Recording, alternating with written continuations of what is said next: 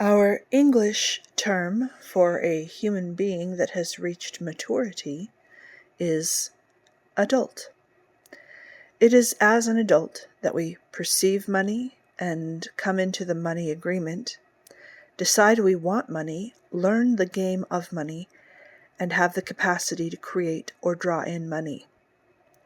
As well, as an adult, we have the opportunity to fully embody the deep laws of the universe and to enjoy their fruits. It would be great if at the very moment we had our 18th birthday we were a guaranteed adult. However, not everyone's real-time maturity level matches their chronological age. Human beings develop through stages. Your body goes through developmental stages, your thought structure goes through developmental stages, your social capacities go through developmental stages, your emotional structure goes through developmental stages, your moral capacity grows through stages. Everything that goes into making you human passes through developmental stages that are common to everyone and that are meant to culminate in maturity. How you approach the world as an infant versus how you approach the world in your 20s versus how you approach the world in your 50s is necessarily quite different. This is not merely a matter of learning, although that is part of it. The brain and body and energy structures at each stage are prepared for certain things. For example, an infant and small toddler have brains that are a sponge for imitating what they hear and see in life. As another example, socially, a toddler requires their parent or an adult caretaker nearby constantly.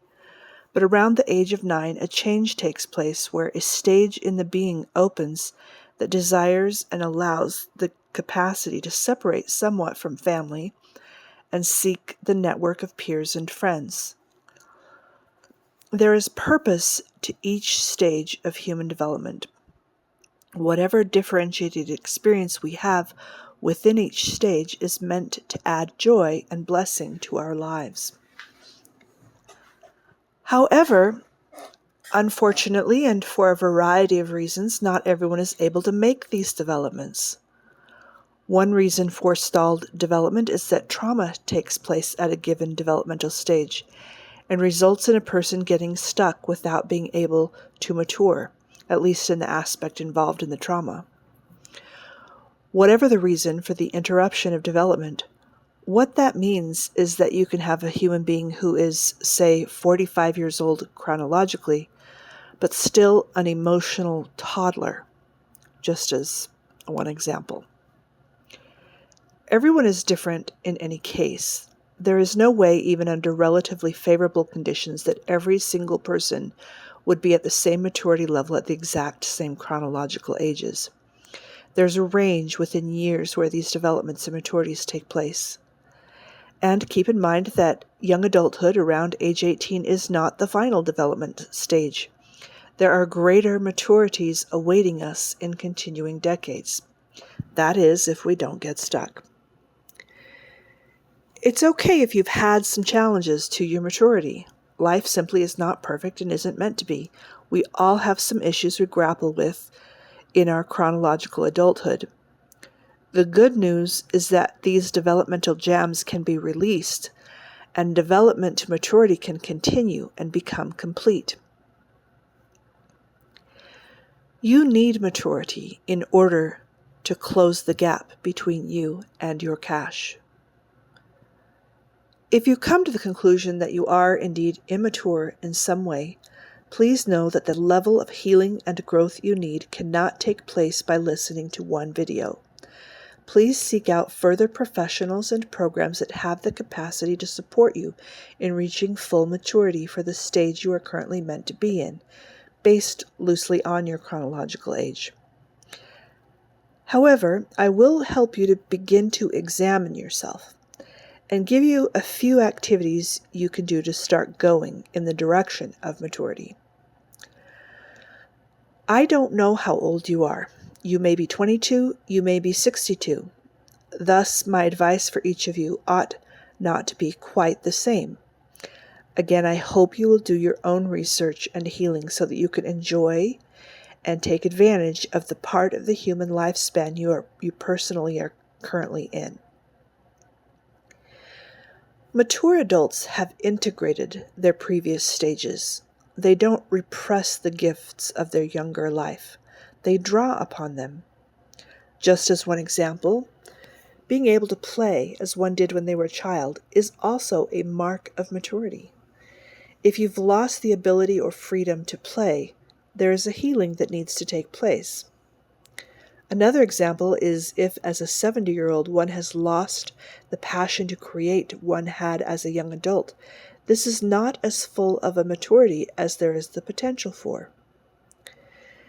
In order to close the gap between you and your cash, you will want all of the capacities you developed in different life stages to continue to be part of your being.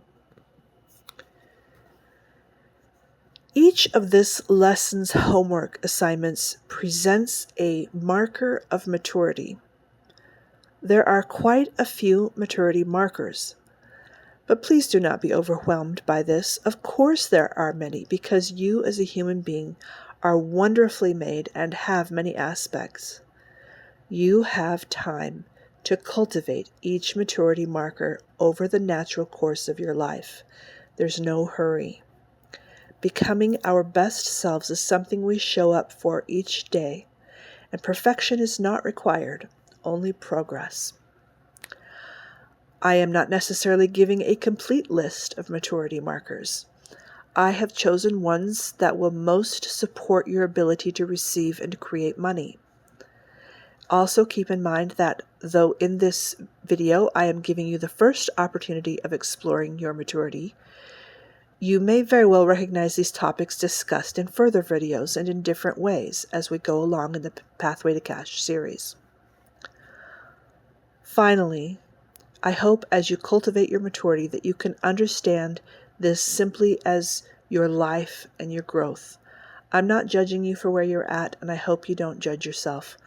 I only hope to make it possible for you to continue to open levels of enjoyment and peace for yourself, including the opening of the flow of cash. The overall homework assignment is to take some time in the coming days and weeks and onward to explore your maturity and to take a first few steps to increase it.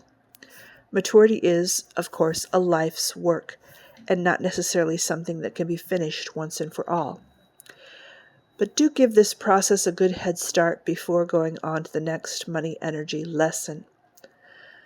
I'm going to give 2 assignments here in this video, and then there will be several more homework experiences that I will explain in the next money energy video, which will be 10B. Seek cognitive healing. Cognitive refers to the structures of thinking. Psychologists have identified several cognitive distortions that are common to those who have impaired thinking. Impaired thinking can be due to a few different reasons. One reason may be that one is stuck in immaturity. Some of these distortions are representative of childhood healthy cognitive development if, say, they are present in a 2-year-old or a 10-year-old. But if cognitive development does not move into the next steps of cognitive structure, for an adult, these lingering immature structures can be problems in a variety of life arenas. I cannot here list all of the cognitive distortions. They are readily available online, and I assign you to find them there. Often when people have entrenched cognitive distortions, they may benefit from third-party professional help in order to learn to deeply heal. However, for some of us, it may simply be due to cognitive bad habits that we picked up over our lifetime from a variety of examples or lack thereof. We simply never realize there are other options. We believe that the way we think is the way everyone thinks, and far too many do, since cognitive immaturity and impairment is common. Please seek healing and the repair and replacement of any distortions with peaceful, healthy, and effective cognitive structures. One by one, over time, take each distortion you learn about and see if it is one that you indulge in. If so, determine its antidote and practice the new mature thinking until it becomes natural to you. I'm going to give just one example you can begin with. One distortion is called heaven's reward fallacy. This is the thought or belief that one's offerings result in favor. This is not confined to the religious. Even non-theists can have a thought that the universe is set up in a way that if one lived through hardships or is trying to do all the right things, that this results in a fairy tale ending. And theists can enjoy a relationship with God that is more nuanced than merely avoiding God's punishment and garnering God's reward. Here is a more mature way to think. The universe is simply not set up to meet every expectation of every human. And that's all right. Making choices and receiving the fruit of our choices is a complex phenomenon.